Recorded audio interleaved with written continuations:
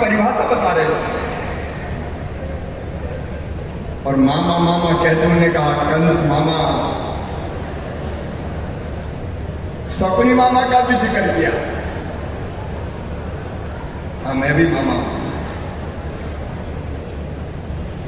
और अब केवल मध्य प्रदेश के बच्चों का मामा नहीं हूं, हम सब भारत मां के लाल, भेदभाव का कहां सवाल। मामा का एक अर्थ तो ये होता है जो मां का भाई हो वो मामा, लेकिन एक अर्थ और होता है जो बच्चों से दो दो मां जितना प्यार करता हो, मामा वो मामा।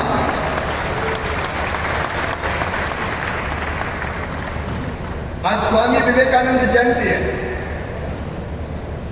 जिजाऊ माता ने भी आज ही जन्म दिया था।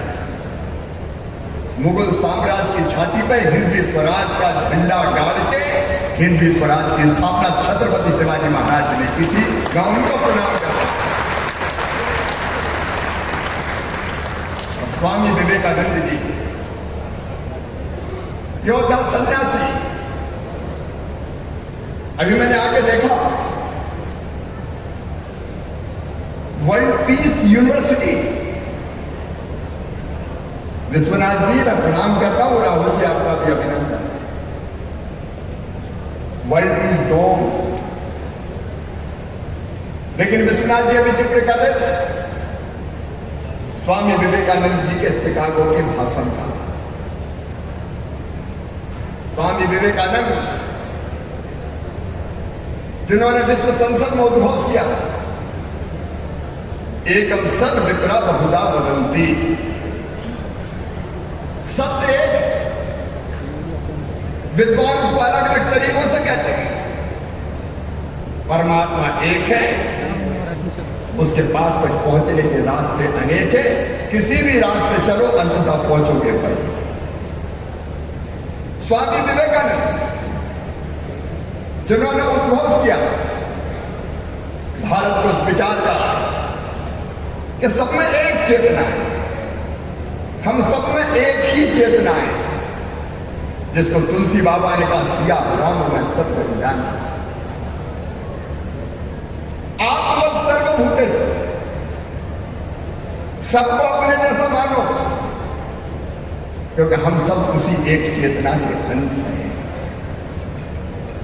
अब विश्व शांति की बात होती है, क्या वर्ल्ड पीस का डॉम बना हुआ है। संयुक्त राष्ट्र संघ बना द्वितीय विश्व युद्ध के बाद, इन भारत ने हजारों साल पहले कह दिया था अम्रिजम परावेत्ति गणना लघुचेत साम उदार चरिता नाम तो वसुदैव कुटुंबकम। ये मेरा, ये तेरा है। ये सोच छोटे दिल वालों का होता है, जो विशाल हृदय के होते हैं वो तो कहते हैं सारी दुनिया ही एक परिवार है। स्वामी विवेकानंद जी ने उद्घोष किया भारत के इस विचार का, धर्म की जय हो, अधर्म का नाश हो। लेकिन ध्यान से सुनना बेटा बेटियों, प्राणियों में सद्भावना हो, मनुष्य मात्र में नहीं, प्राणियों में सद्भावना हो, और केवल हमारा नहीं, विश्व का कल्याण। सर्वे भवन्तु सुखिनः, सर्वे सन्तु निरामया, सर्वे भद्राणि पश्यन्तु मा कश्चित् दुःखभाग् भवेत्। सब सुखी हो, सब निरोग हो, सबका मंगल हो, सबका कल्याण हो। ये भारत का विचार। और इसलिए जब मैं पुराने भाषण को सुन रहा था तो शायद उसी समय मैंने कहा था कि भौतिकता की अग्नि में दग्ध विश्व मानवता को शाश्वत शांति के पद का दिग्दर्शन कराएगा, वो हमारा भारत कराएगा, ये देश कराएगा, और ये होगा, दुनिया की कोई ताकत रोक नहीं सकती। लेकिन मुझे बताएं, मुझे इस विषय पर बोलना है कि छात्र राजनीति में क्यों आए। मैं क्यों राजनीति में आया, मैं तो इससे ही शुरू करूंगा। मेरे बच्चों ध्यान से सुनना मेरी बात। मैंने स्वामी विवेकानंद को पढ़ा और कुछ शब्द ऐसे हैं जो हमेशा मेरे कानों में गूंजते रहते हैं। जो सदैव मुझे प्रेरणा देते हैं। मैंने स्वामी विवेकानंद जी को पढ़ा एक किताब में, उन्हें हमें आह्वान करते हुए कहा, नौजवानों को आह्वान करते हुए कहा, तुम केवल 3.5 हाथ के हाड़ मास के पुतले नहीं हो, तुम अमृत के पुत्र हो, तुम ईश्वर के अंश हो, तुम अनंत शक्तियों के भंडार हो, तुम अमर आनंद के भागी हो। दुनिया में कोई काम ऐसा नहीं कि जो तुम ना कर सको। मैंने फिर पढ़ा, तुम ईश्वर के अंश हो, तुम अनंत शक्तियों के भंडार हो। और एक बात मैं शेयर करता हूं आपसे कि व्यक्ति जैसा सोचता और करता है वैसा ही बन जाता है। तुम सोच के देखो, तुम ईश्वर के अंश हो, अनंत शक्तियों के भंडार हो, तो तुम्हारे लिए दुनिया में कुछ भी करना असंभव नहीं है। और मैं सिद्ध करता हूं, तुम कैसे केवल हर बात पे कुछ ले नहीं।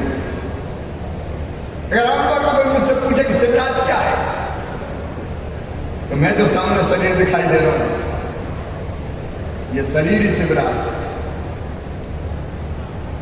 हमारे यहां कहा है कि शरीरम माध्यम खल धर्म साधनम।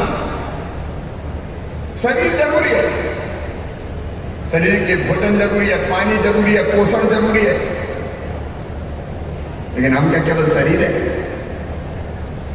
आप बताओ, अगर कोई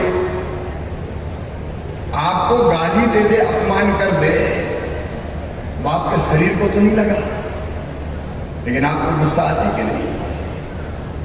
वो अपमान शरीर का नहीं है। अब शरीर के अलावा भी कुछ।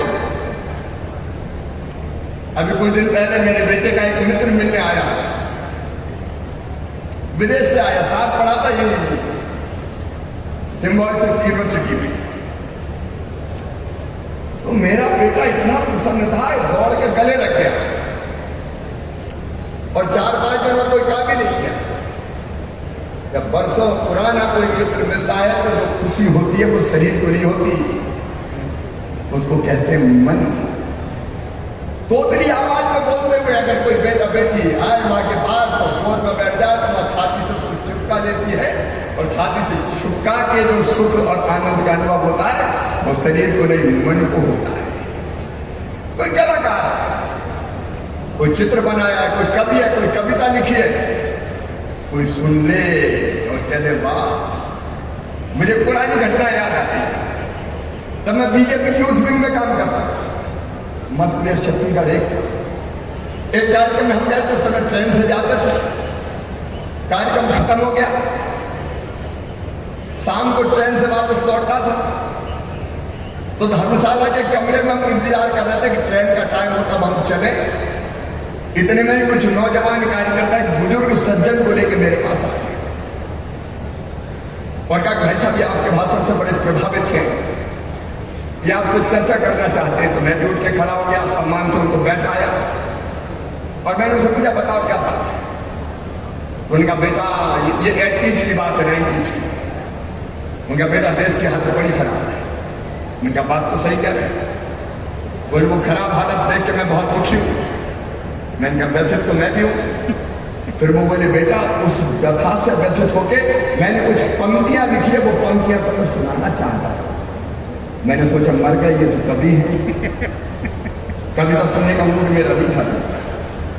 तो मैंने थोड़ा टालने की कोशिश की कि मुझे ज्यादा समझ में नहीं आती, आप इनको सुना। लेकिन जिनका मैंने कहा उन्होंने कहा नहीं ये अच्छे कदरदान है, आप शिवराज जी को सुना। अब उन्हें कविता सुनाना शुरू किया। हम मजबूरी जब कोई कविता सुनाए तो कह नहीं पड़ता वाह क्या शब्द है, क्या भाव है। मैं भी कह रहा था वाह वाह क्या शब्द है। कभी बार का उत्साह और बढ़ता जाता, कविता समाप्त होने का नाम नहीं ले रही। मेरे पास पानी का गिलास रखा था तो मैं पानी का गिलास उठाया और एक घूंट पानी पिया और फिर बोला वाह वाह क्या शब्द है, और दूसरा घूंट लिया तो मेरी नजर मेरे मित्र के नजरों से मिल गई जो मुझे फंसा हुआ जान के मुस्कुरा रहे थे। उनको मुस्कुराते हुए देख के मुझे भी हंसी आ गई और मेरा पूरा पानी कविवर के मुंह पे चला गया। अब मुझे भी खांसी आई, खसका लगा, आंख में पानी, नाक में पानी, बड़ी मुश्किल से सामान हुआ। फिर मैंने कहा क्या करूँ, कहेंगे कि कैसा ये बीजेपी की यूथ विंग का कार्यकर्ता है। तो मुझे कुछ समझ में नहीं आया। मैंने दोनों घुटने टेके और दोनों हाथ जोड़ कर उनके सामने बैठ गया कि मुझे माफ कर दे, मुझसे बड़ी गलती हो गई। वो बोले बेटा कोई बात नहीं, तुम तो अगली पंक्तियां सुनो। ये अगली पंक्ति सुनने का सुख है मन का सुख। आपका तो शरीर थोड़ी है, आप मन भी है, लेकिन मन के आगे और सोचो, आप केवल मन तक सीमित नहीं हो, आप बुद्धि भी है। आजकल केबीसी कभी कभी आता है, कौन बनेगा करोड़पति, बिग बी बैठे रहते हैं, हॉट सीट पे किसी और को बैठाते हैं, आप टीवी के स्क्रीन के सामने बैठे और 4 सवाल स्क्रीन को उभरते हैं, आपसे नहीं पूछा जवाब, लेकिन अगर आ गया तो तुरंत चिल्लाते हैं ए बी। और सही बात फिर अपनी पत्नी की तरफ देखते कि देखा अपन को भी आता है। डॉक्टर विजय भास्कर में बैठे, कहते न्यूटन एक पेड़ के नीचे बैठे थे, सेब का पेड़ था, फल लगे थे, अचानक हवा चली, पेड़ हला, फल टूटा, जमीन पे गिरा। अब न्यूटन सोचने लगे हवा चली, पेड़ हिला, फल टूटा, जमीन पे क्यों गिरा, ये आसमान में क्यों नहीं गया, ये बीच में क्यों नहीं अटका। उत्तर नहीं मिल रहा था, तो जो आ रहे थे जा रहे थे लोग उनसे पूछा कि बताओ भाई ये फल टूट के जमीन पे क्यों गिरा। लोगों का दुनिया जमाने से देखते चले आ रहे हैं, अगर पेड़ से कोई चीज टूटती है तो जमीन पे तो गिरती है। उनका नहीं है बीच में क्यों नहीं अटकी, आसमान में क्यों नहीं गई।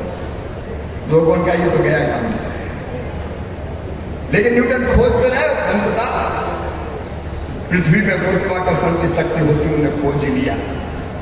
और उस सिद्धांत को खोज के जिस आनंद का अनुभव हुआ, वो अनुभव बुद्धि करती है, बुद्धि।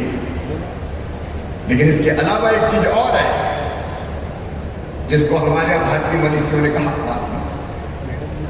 मैं उसके विस्तार में विवेचन में नहीं जाऊंगा, लेकिन मैं ये विश्वास के साथ कहता हूं कि हम जो है वो 2 हैं, एक अंदर का शिवराज, एक बाहर का शिवराज। कई बार बाहर का शिवराज गलत भी सोचता है, झूठ भी बोल दो, चोरी भी कर लो, लेकिन अंदर से आवाज आती कि मत कर, ये गलत है, गलत है, गलत है, अंतरात्मा। और इसलिए मैं जो आपसे कहना चाहता हूं, आप केवल शरीर नहीं, आप कुछ और हैं। और आप क्या है अगर आप जान लें तो आप दुनिया में बड़े से बड़ा काम कर सकते हैं। मैं राजनीति में इसलिए आया कि विवेकानंद जी के वो शब्द, तुम अनंत शक्तियों का भंडार हो और जीवन इसके नहीं है कि ये व्यर्थ गवाया जाए, ये बेकार किया जाए। और जब मैं 7th में पढ़ता था, 7वीं में, तब पहला आंदोलन मैंने किया अपने गांव के मजदूरों के लिए। उनको मिलती थी मजदूरी पैसे में नहीं, अनाज में मिलती थी, एक बर्तन में नाप के 2.5 पाई मिलती थी। मैं 2.5 पाई नहीं 5 पाई लेके मंदिर पर बैठक बुलाई। थोड़े से लोग आए क्योंकि मेरी उम्र बहुत छोटी थी, और बाद में 20-25 मजदूरों को लेकर जुलूस निकालते हम लोग आगे बढ़े। तो घर के सामने जब जुलूस गया तो मेरे घर से मेरे चाचा जी निकले थे लाठी लेके के बाप आज मजदूरी बढ़ाता हूं, क्योंकि वो खुद किसान थे। मन में अगर तड़प होती है, मन में अगर आग होती है काम करने की, तो मैं आपसे कहता हूं वो काम आपको बड़े से बड़ा व्यक्ति बना सकता है।